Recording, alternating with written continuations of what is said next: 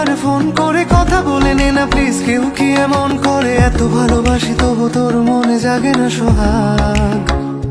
ওহো এত বোকা ছেলে তুই, আমাকে খুঁজলি না, অভিমানে প্রেম থাকে এটুকু বুঝলি না। ভালোবাসি যাকে তার উপরে করা যায় রাগ।